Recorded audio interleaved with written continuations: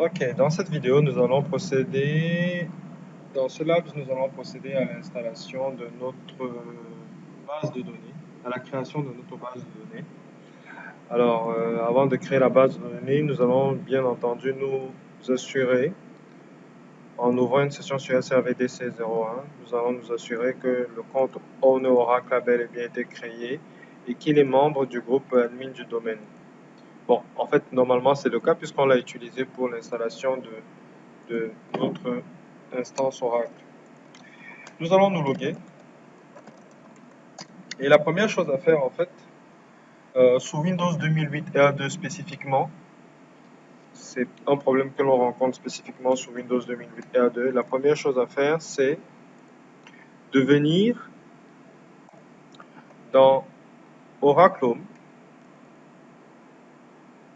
non, app, Oracle, Product, Home, Network, Admin, et d'ouvrir le fichier SQLnet.ora. On va choisir WordPad. Donc, ici, hein, on va choisir WordPad.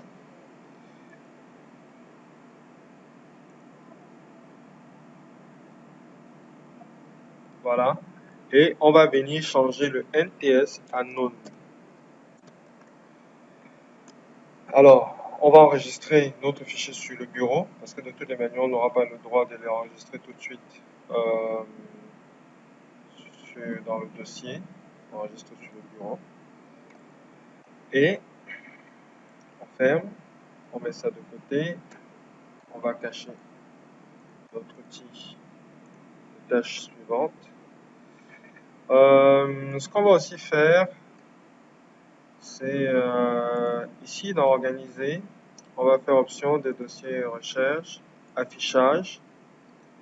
On va choisir masquer les extensions de fichiers de type connu. On va faire appliquer et on va faire OK. Voilà. Notre SQL Aura est bien là. Il a un TS unknown. On va supprimer ce fichier Aura qui est présent dans notre admin. Donc on fait supprimer. Pardon, excusez-moi. Donc on l'a supprimé. Et on va prendre notre Aura et on va venir le mettre à la place. On fait continuer. Voilà. C'est bien le bon. Ceci va nous permettre d'éviter d'avoir un message d'erreur au moment de la création de notre base de données. La deuxième chose que l'on va faire avant l'installation de la base de données, c'est de configurer un listener. On peut le faire ici maintenant ou on pourra le faire un peu plus tard. Donc on va aller sur Assistant, Configuration OracleNet et on va créer un listener sur la machine en fait, qui va créer un processus d'écoute auquel va s'enregistrer en fait notre instance Oracle, notre base de données Oracle, de telle sorte que lorsque lorsque quelqu'un d'une machine distance va résoudre le nom et va essayer de se connecter à notre instance Oracle, il pourra le faire. Le listener pourra répondre. Donc ici on fait suivant, on fait ajouter, on laisse le nom par défaut listener pour le processus d'écoute. On va rajouter le protocole IPC. On va laisser le port standard 1521. On fait suivant. Et on va pas configurer un autre processus d'écoute. On fait suivant.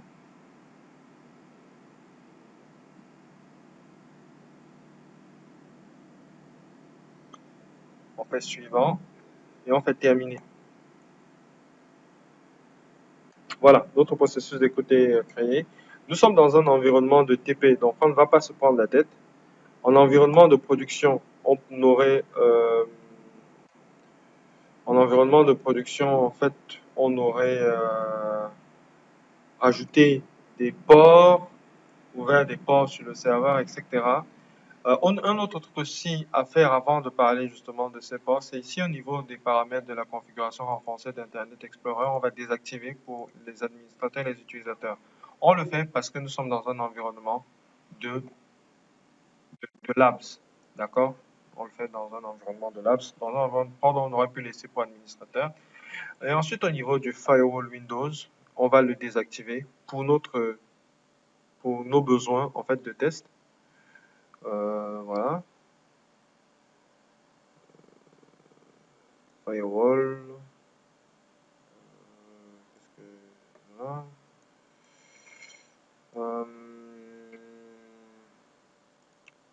Alors attendez. Bon, j'ai pas l'habitude de passer par cette interface. On va plutôt passer par le panneau de configuration. On va aller dans sécurité. On va regarder l'état du pare-feu. Voilà. Et ici, on va simplement faire activer, désactiver mon pare-feu Windows. On va tout désactiver. Ça, c'est vraiment parce qu'on est dans un environnement de test, hein, de TP. Voilà. Maintenant que c'est fait, on va pouvoir lancer l'assistant de configuration de la base de données Oracle. Il est dans outils de configuration et d'administration et c'est assistant de configuration de la base de données Oracle. Bon, pendant qu'on est ici, on peut faire bouton droit et on va envoyer NetManager sur le bureau. Je vous recommande. On va envoyer dans les outils d'administration SQL Plus sur le bureau. Voilà, nickel. Et puis on va lancer l'assistant de configuration de base de données Oracle. Voilà, on fait OK.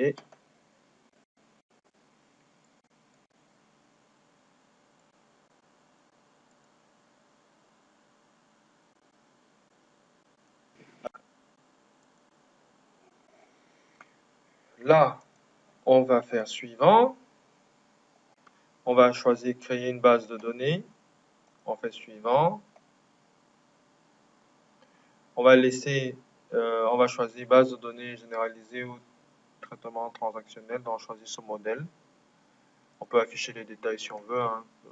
On va voir en fait ce qu'il y a dans une base de données.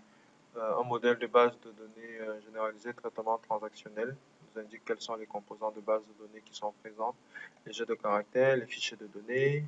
On va voir ces fichiers de données, les fichiers de contrôle, etc. Donc, on fait suivant.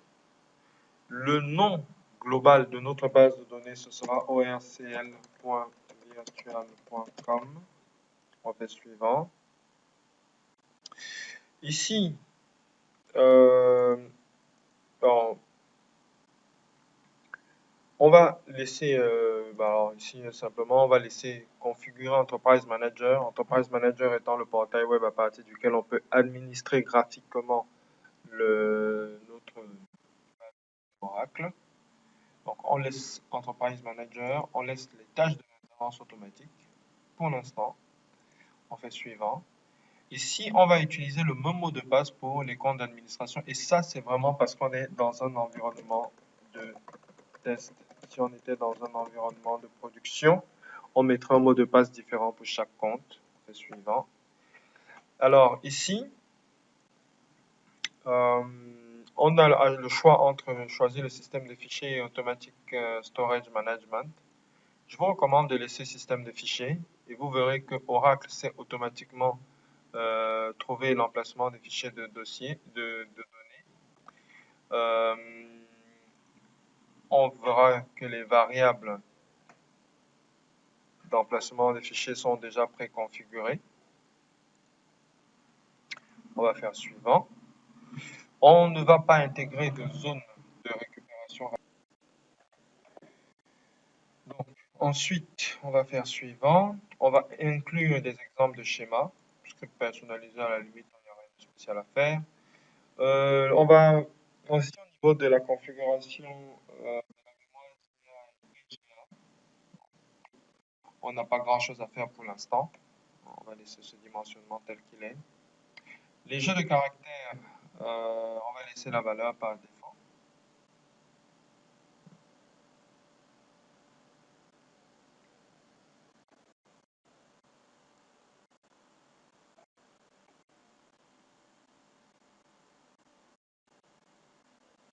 Voilà.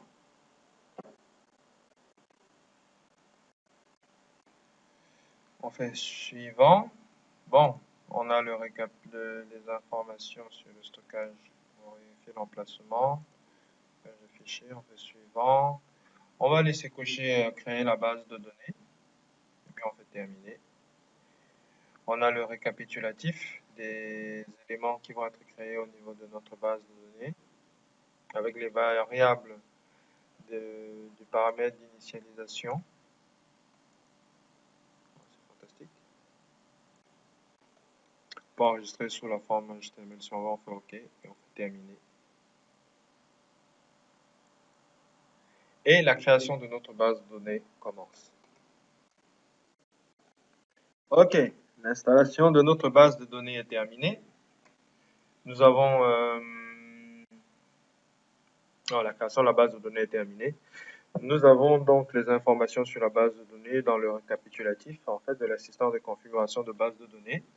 Nous avons le nom de la base de données orcl.virtual.com, l'identification de sécurité, l'URL du database control.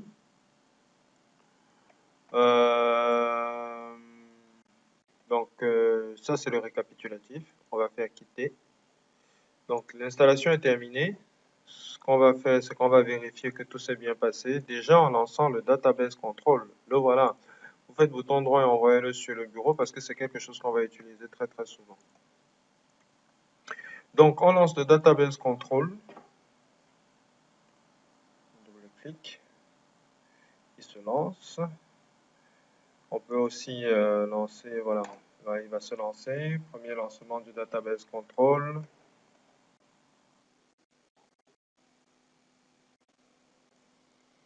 Donc ici, étant donné que le certificat est un certificat Oracle Self-Sign, d'ailleurs on va fermer ça, c'est pas nécessaire.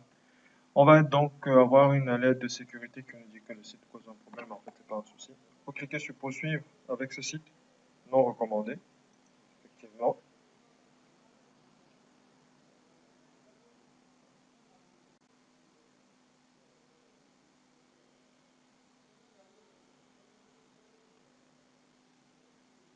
Et puis vous vous connectez avec le compte 6, le mot de passe que vous avez mis la dernière fois, et vous choisissez se connecter en tant que 6DBA.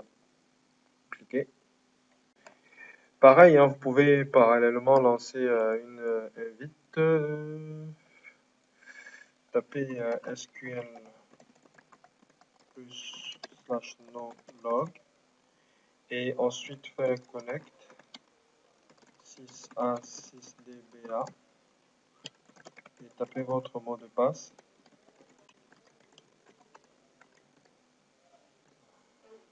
Excusez-moi, connect 6 à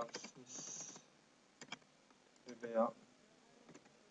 Tapez le mot de passe et là vous serez connecté à 6DBA.